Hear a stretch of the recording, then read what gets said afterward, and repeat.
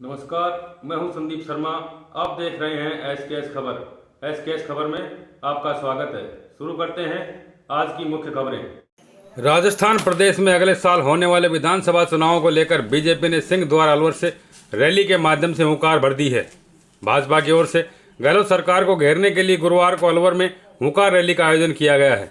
Rally में प्रदेश अध्यक्ष सतीश पूनिया, राजेंद्र सिंह राठौड़, अरुण चतुर्वेदी, ज्ञानदेव आहूजा, मयंत बालकनाथ सहित बड़े दिग्गज नेता मौजूद रहे, जिन्होंने हुंकार रैली में गहलोत सरकार की विफलताओं को जनता के सामने रखा और आगामी विधानसभा चुनाव में कांग्रेस सरकार को राज्य से उखाड़ फेंकने का आह्वान किया। बीजेपी हुंकार रैली के दौरान बीजेपी नेताओं ने अलवर मूक बधिर बालिका प्रकरण, अपराध बढ़ने और मंदिर तोड़ने के मुद्दे भी उठाए। बीजेपी नेताओं ने कहा कि अलवर के बाद बीजेपी नेता जिले जिले और बूथ स्तर तक जाकर गहलोत सरकार की विफलताओं को जनता के सामने उजागर करेंगे।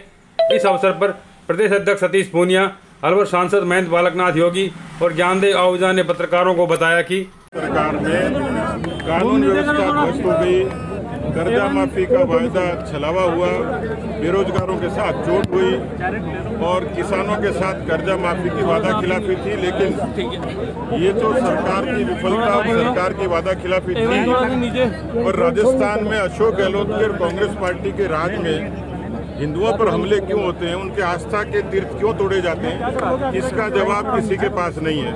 और इसलिए चाहे वो राजगढ़ की घटना हो, चाहे जोधपुर की घटना हो, चाहे करौली की घटना हो, उससे ये साबित हो गया कि पानी, बिजली, स्कूल, सड़क, कानून व्यवस्था, भ्रष्टाचार, किसान कर्जा माफी, इन सब से ध्यान बटाने के लिए अशोक गहलोत जी ही इन दंगों के लिए जिम्मेदार हैं, इस तरीके की घटनाओं के लिए जिम्मेवार हैं।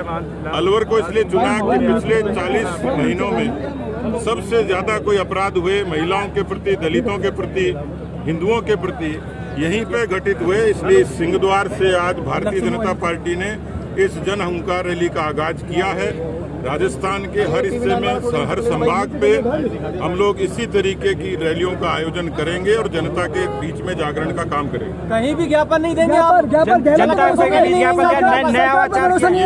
इसलिए क्योंकि उस सरकार से भरोसा नहीं है।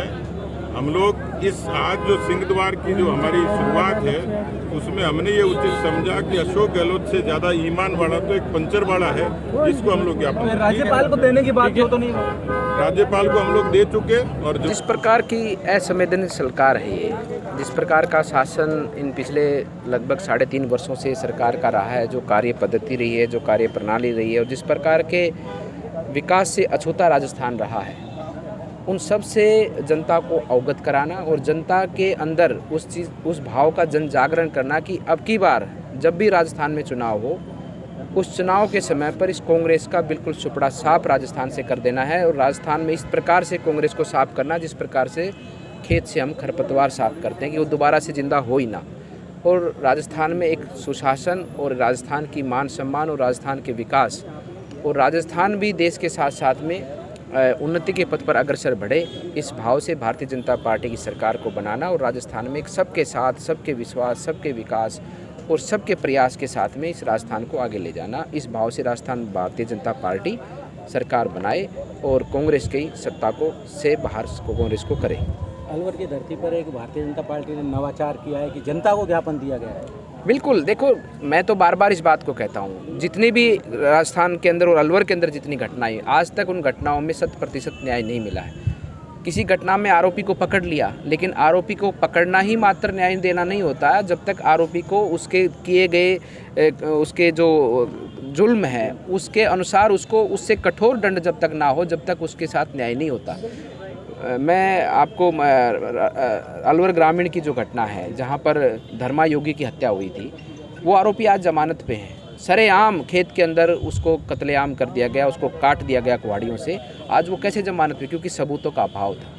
अभाव कौन रखता है? क्योंकि प्रशासन की जो जांच एजेंसियां हैं, जो अधिकारी हैं, वो जानबूझकर उन लोगों को जांच में कहीं ना कहीं ऐसे लोकविंदा छोड़ते हैं कि जिससे कि उसको बाद में न्यायालय से राहत मिलती है। तो मैं मानता हूं कि ये सरकार कभी जांच नहीं करेगी, कभी न्याय नहीं देगी जनता को, क्योंकि सरकार खुद करती है। चोर चोरी खुद करे और खुद ही उसमें थानेदारी करेगा तो कैसे काम चलेगा। उनका रैली की शुरुआत हो रही है। अलवर ए पर है, अलवर ए पर है, इस अल्फ़ाबेट ए तो अलवर से जन हुंकार रैली बाकी जिलों में भी होगी। और यहाँ जन हुंकार रैली का उद्देश्य है कि राजस्थान में कानून व्यवस्था गड़बड़ है। हत्या, लूट, बलात्कार, दुष्टाचार, व्यभिचार और अत्याचार हो रहे हैं। 7,500 जगह पर दलितों पर हमले हुए हैं। दलितों में सिर्फ जाटों, बलाई, बैरवा, मेघवाल, खट्टी, कोली नहीं, धाणका नहीं, तो बाकी गरीब पिछड़ों, अति पिछड़ों पर भी हमले हुए हैं। राजस्थान में बलात्कार की, दुष्कर्म की, बहन बेटियों, माताओं के साथ अत्याचार की सबसे ज़्यादा घटना है। 33 प्रांत राजस्थान देश में है। राजस्थान नंबर 1 पर आ गया। ये आंकड़े खुद राजस्थान सरकार के और केंद्र सरकार के। सर, जो अलवर में मुख्यमंत्री का मामला चल रहा है, जो मुख्यमंत्री पालिका का मामला चल रहा है, 3 महीने ज़्यादा हो गए, प्रशासन खुलासा नहीं कर रहा है। ये आंदोलन मैंने शुरू किया था, अब संघर्ष समिति बनी, उन्होंने कहा हम लोग चलाते हैं। तो ये जांच हालांकि CBI को भेजी गई, लेकिन राजस्थान सरकार ने इस केस को पहले से इतना बिगाड़ दिया। खुद कलेक्टर पहाड़िया महोदय जो ट्रैप हो गए, बेटियों के साथ बदतमीजी की, उनको दुत्कारा। कुछ बच्चियां उनके ऑफिस में गई थी कि हमारी बेटी के साथ, बहन के साथ अत्याचार हुआ है, आप कानूनी कार्रवाई करें। उन्होंने उनको धमका के भगा दिया, दुत्कार के भगा दिया। मैंने उसी दिन शाम को पहाड़िया साहब को कहा बहुत दुख हुआ, बेटियों का सम्मान होता है और आपने उनका अत्याचार किया है। तो ये हालत है कि देश में और प्रदेश में जो कानूनी व्यवस्था बिगड़ी है। और तो बिजली नहीं आ रही, बिजली से आजकल पानी है, जानवरों को पानी नहीं, आदमियों को पानी नहीं, सारी व्यवस्था गड़बड़ होने का यह उनका रैली है। और नेता पीछे हैं, कार्यकर्ता आगे हैं, नेता पीछे, जनता आगे है। निश्चित कांग्रेस राज को उखाड़ कर दें।